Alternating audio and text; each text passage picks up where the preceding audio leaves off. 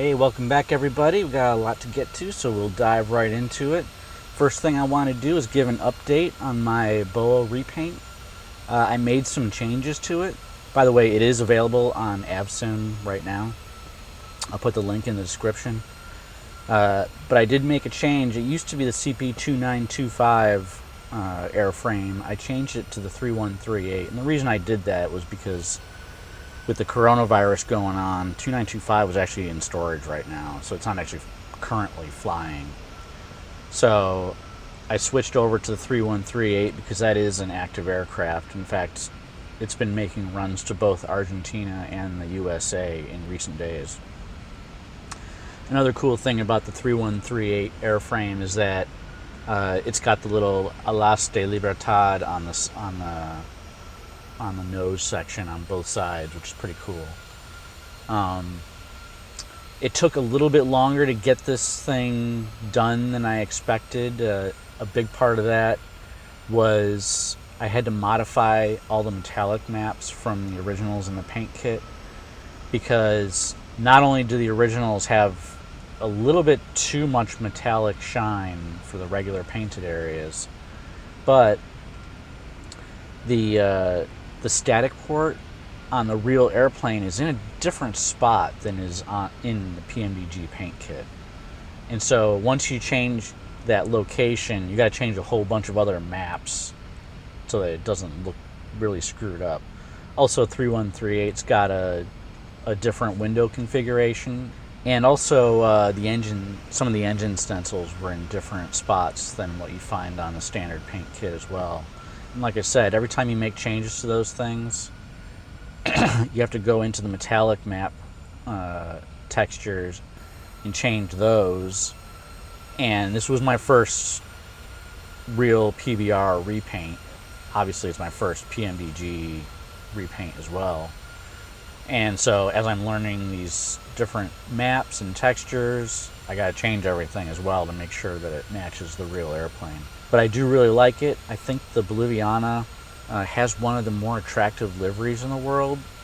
It's not really in your face, but it's nice colors, nice shapes, and I think it turned out pretty good. Another thing I found out late in the game was after I'd pretty much gotten it done, I found out that on the bottom of the airplane, because most pictures you don't see the bottom of the airplane, but on the bottom of the airplane is a big www.boa.bo. And so I was pretty much done with the airplane, and then I added that. And of course, those huge letters cross over between two panels on the texture. So it takes multiple times of restarting the sim, looking at it, making an adjustment, and everything else. So, that's kind of the name of the game with every repaint. Every manufacturer has the way they lay the textures onto the model is different, and sometimes you got to work around where the seams are. Taking a look at it, adjusting it, that takes a while, because just loading up the sim takes a while. But I hope you guys like it. Like I said, it is up on AvSim now. They just posted it, and hey, download it and have fun. Now, one of the topics that I wanted to get into today, and before we start with the rankings,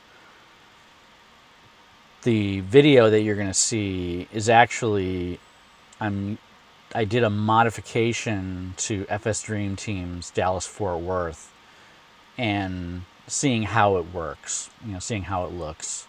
And so that's what you're seeing on the screen as I discuss what I consider to be my favorite airport scenery developers.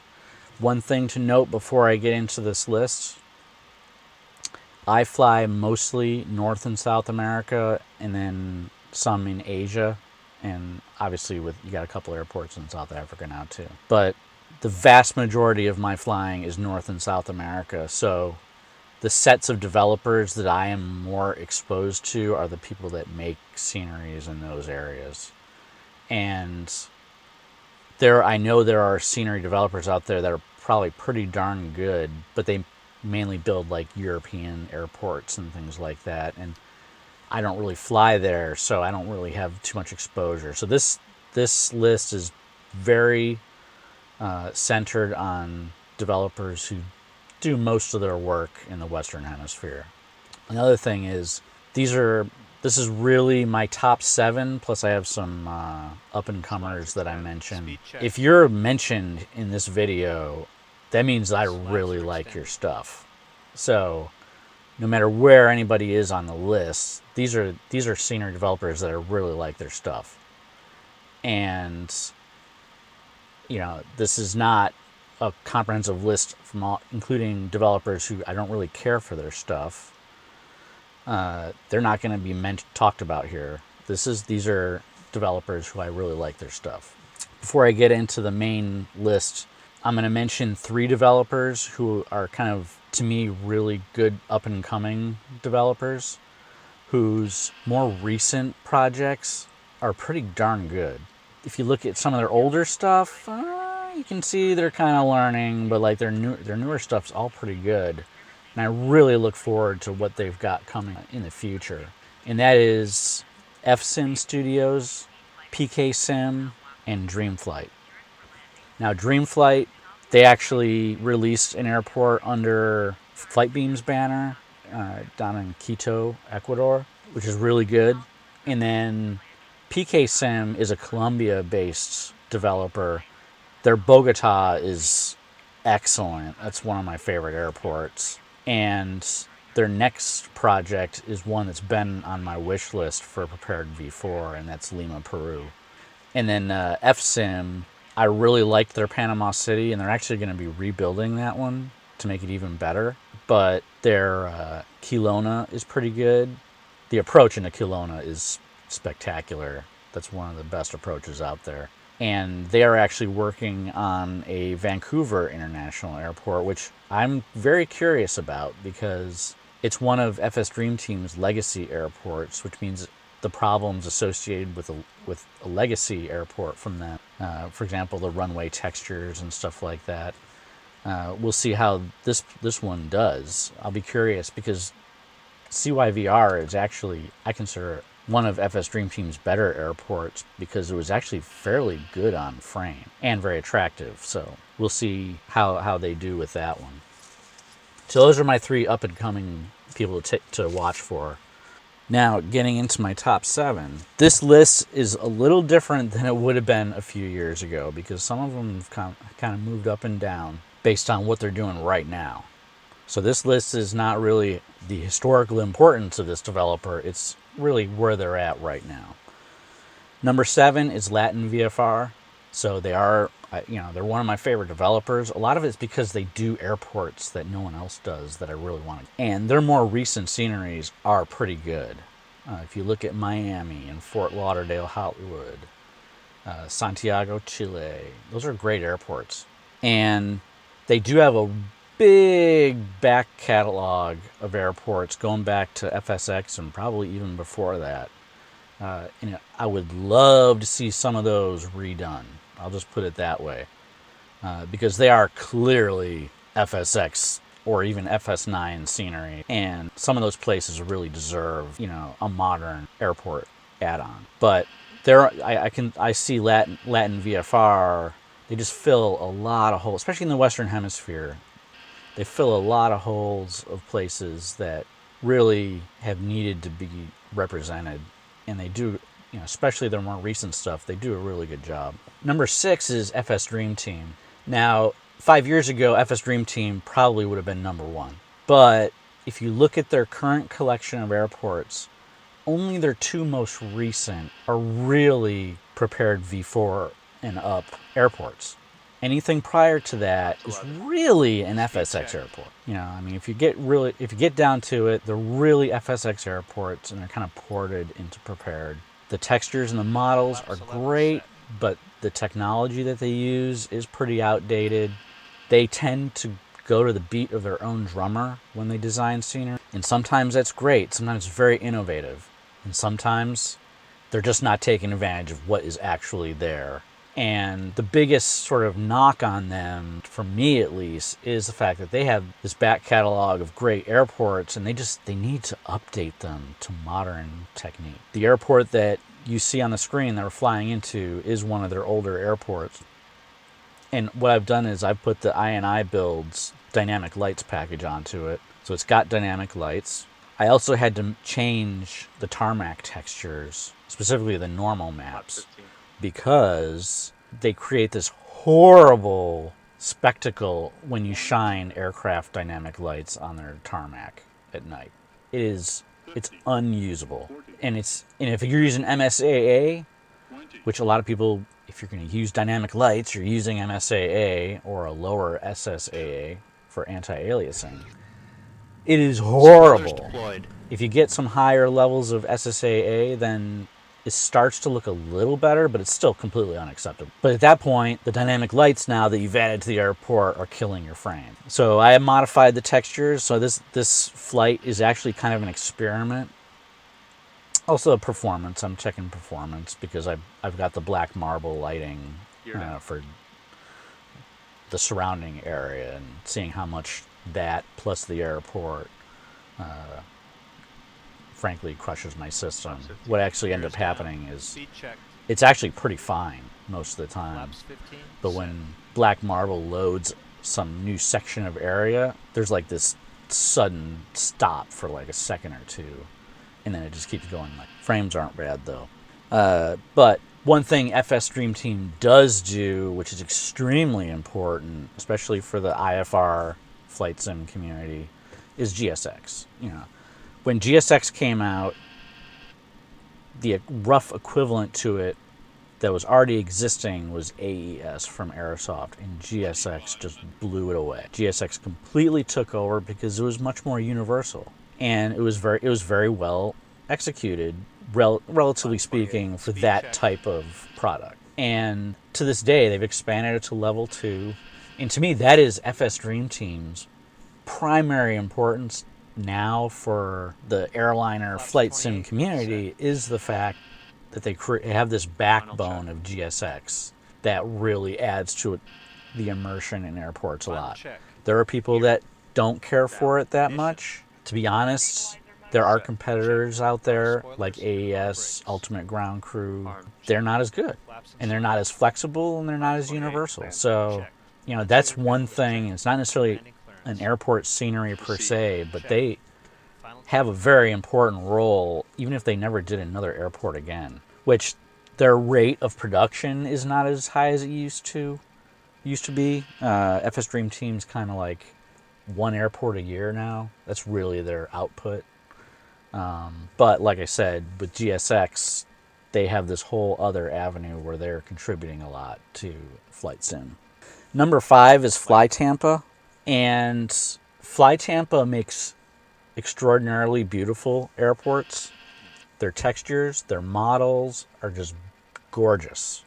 Lots of ability to, they have the configuration panels. They have just great looking airports. The knock on FlyTampa is that they're not necessarily easy on your computer. And they tend to create these just drop-dead gorgeous airports, but they're kind of hard to run. And their Toronto, CYYZ, that is hands down the hardest airport on my sim. My computer has more trouble handling that airport than any other airport anywhere by any developer, at least any developer that I've used. They did a great job, visually, but when I look at it, I don't see why it should be that hard on frame. But even like their Boston, their Las Vegas, they are not easy on the computer. They look incredible, but they are fairly challenging. They have some back catalog items which probably could be redone.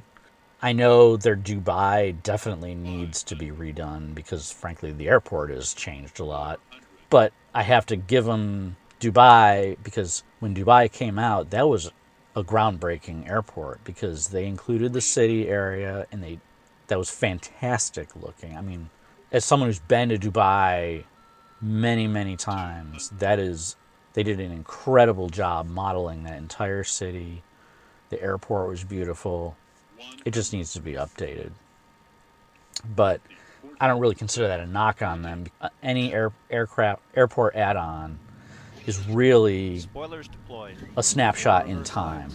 And it's not easy for them to keep up, especially if, in places like Dubai where they're changing so rapidly. I mean, I remember going to Dubai in the 90s and seeing, goat herds walking through the middle of downtown. And then 15 years later, it's like you're on a different planet. So places like that are changing so rapidly. The Asian airports and cities are constantly changing. And that's something you can't really blame the airport developers for that, for Flight Sim. Number 4 on the list is Drevieski Designs. I only have their Seattle City and Seattle airports, but they're great looking and they perform better than default. And that is something I've never seen in the world of Flight Sim, where you get a complex add-on laid over the default and it performs better than the default. The Seattle area traditionally is a horrible area for performance. Unfortunately, this is the area that I live in, so I would like to have a good representation. And Drevieski Designs did that. And it is superior. To be honest, Orbic's True Earth doesn't even really look any better to me. So I am super happy with the city and the airports. They have the best performing Seattle Tacoma International Airport out there.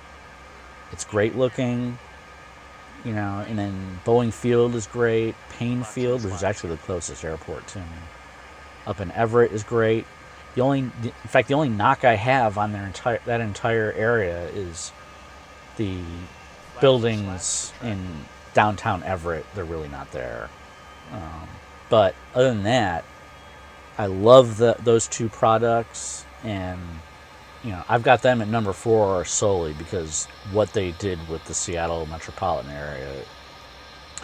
Number 3, I'm going to give it to Orbix, and even though since I rebooted into the Flight Sim world, I'm not doing a lot of general aviation flying, and that's what Orbix is really about. But in that world, not only are they the dominant player, by far, no one even comes close to them for the depth and the breadth of their GA airport offerings. And they go really in, they have their FTX regions, they've got the True Earth line going, and they provide a global backbone with FTX Global, FTX Vector, and the Open Land class products. Now, I wish they would create an Open Land class for Asia. I think part of the problem with the Open Land class products is that they all never even came close to staying on schedule. And what they ended up doing was they got pushed back so far. Open Land Asia got pushed back so far that it's basically running into Microsoft Flight Sim 2020, where I'm not sure these land class products and regional products and even the True Earth products, I don't really see much of a place for them in Microsoft Flight Sim 2020. So if they were to do Open Land Class Asia right now, it's going to be strictly for prepared V5 and older sims. And if everybody jumps over to Microsoft Flight Sim 2020, they're not going to have much of a business case for that. That and the fact that Open Land Class Asia would probably be their most challenging project to date. But all the other Open Land Class projects, I've got them all in there, and they really open up a lot of other areas like South America and Africa to form sort of a good base to put a nice airport add-on into. So they provide a good skeleton for that. But when in the VFR world, the range of airports they have is just incredible.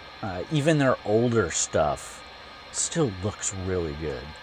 It's not necessarily performance oriented, which is a good thing that it's GA rather than airliner oriented, because a lot of their areas, the FTX regions, some of the airports they've made, like San Diego, are in very challenging areas, and they make them even more challenging with all the added stuff. So they do have challenges when it comes to flying complex airliner add-ons into them, because it's just almost just too much. Some of their airports that are like in the Rockies and those areas, the airport is in a small city, it's in the middle of nowhere, like Bozeman or Jackson Hole. Those things are fine. Performance is not really an issue at those places, especially these days with a semi-modern computer. But although I would say, even like back in the day, in the FSX days, even some of those could have been challenging, but today not so much. Number 2 is one that probably a lot of people wouldn't even consider, but it's Pacific Island Simulations. He provides a lot of airports in areas that are not covered by anybody else and probably should be. And he does a very interesting balance between the visuals and performance. So I consider Pacific Island Simulations to meet that balance better than pretty much anybody, because a lot of their airports are actually pretty easy on the sim. PacSim airports generally perform really well, and the one that just blows my mind every time I fly into it is Taiwan Taoyuan, because that's a big airport, near a big city, and it performs awesome. And a lot of other developers would have made an airport that might even look better. For example, I consider FlyTampa and FlightBeam and FS Dream Team to be generally even more complex models and things like that, and textures. But if one of them made the airport there, your FPS is gonna be lower. There are certain areas of the world, like Japan, where there are Japanese scenery developers. They're not even in the same league as Pacific Island Simulation in terms of the quality of their products, let alone performance. When you look at all the significant airports that are available in Japan, the PacSim airports are easily the best ones. It's not even close, actually. And I've flown overland back in the FSX days. I don't even think they make sceneries anymore. And then here in the U.S., Salt Lake City and Reno are both awesome airports. They're easy on the frames. They look good. I just love their stuff. I love PacSim stuff. Which leads me to number 1, which is FlightBeam. No one really makes better looking airports than FlightBeam. No one. In terms of textures, models, functionality, no one does. But you don't pay the same performance penalty that you do with, say, a FlyTampa. Most of their airports, the Minneapolis, Denver is easy on the computer because it's in the middle of nowhere. But even San Francisco functions just fine on my system. I actually end up kind of punching up all the eye candy in a lot of those areas just because I can. So they have these really nice airports, super high quality. They don't punish your frame rates. And one of the best things about FlightBeam, bar none, is the fact that they take their old airports that are in their back catalog and they keep them fresh. So I don't know how many times San Francisco and Denver have been, and Phoenix have been updated, but they have a constant cycle of keeping their old airports not only modernized to keep up with the real airport, but modernized in terms of the actual simming technologies like PBR and dynamic lights and things like that, so that all of their airports, even their oldest airport sceneries, look like they're brand spanking new. And they look awesome. Now, here and there, you may, it's San Francisco, they just opened up this terminal or whatever. That's, like I said, that gets back into the fact that building these models is a snapshot in time. But FlightBeam does a great job of continuously updating their stuff. Better than anybody I know of. in the entire flight sim world. And when you combine the sheer quality of what they're producing, the fact that it doesn't punish you performance-wise like you would think that something of that high of visual quality would, and the fact that they take their whole back catalog and they just keep it completely fresh. So when you go to Denver, like Denver is an old airport for them. They've had a Denver for a long time.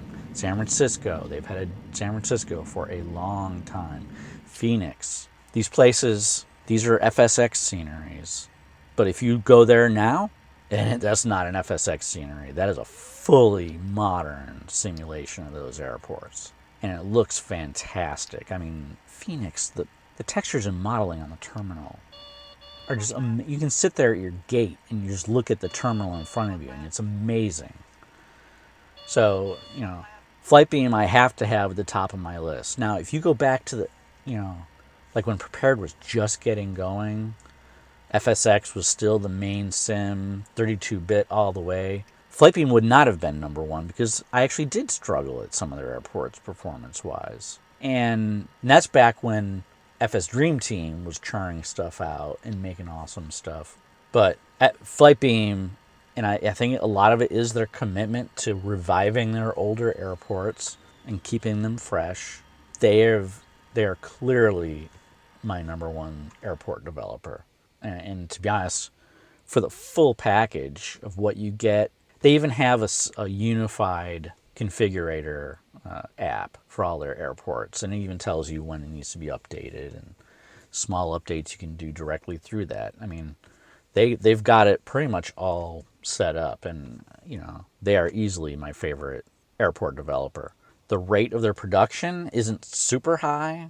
I think, you know, for example, integrating Dreamflight in to make Quito, that kind of ups it a little bit. So they definitely have more of a production pace than, say, FS Dream Team does now. But, oh yeah, Portland's amazing looking. Their whole line is just amazing. So that's my top 7. Like I said, you know, from 1 to 7, these are all developers that I really like. And then throw in those 3 up-and-comers who have got products that I really like, especially the more recent stuff. That's really sort of the 10 that I look at the most. When I look at these 10 developers, they're the ones, no matter what they build, they have my attention. Well, I hope you liked what you saw and heard, and if you do, make sure you subscribe and click the bell icon, and we'll see you next time.